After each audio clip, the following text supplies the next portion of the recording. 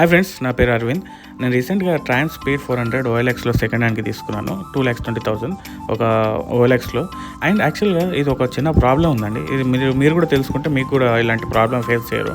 So ఈ bike వచ్చేసి 790 mm metre height ఉందండి. సో దానివల్ల ఏమవుతుందంటే షార్ట్ రైడర్స్ ఎవరైతే 5.6 ఉన్నారో ఎస్పెషల్లీ వాళ్ళు ఈ బైక్ తీసుకోకండి. ఒకవేళ తీసుకోగలను, నడపగలను కాన్ఫిడెన్స్ ఉంటే ఓకే, నో ప్రాబ్లం. బట్ నాకైతే హైట్ అనేది ప్రాబ్లం అయింది.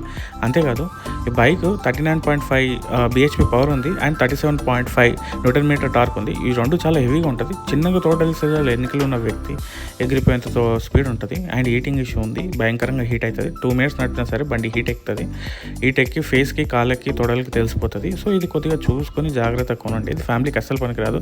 ఎస్పెషల్లీ యూత్కి అయితేనే పనికి వస్తుంది. అన్ని లక్షలు పెట్టినా వెనకల మదర్ని కూర్చోబెట్టుకోలేము. లేడీస్ కూడా సరిగ్గా కూర్చోలేరు.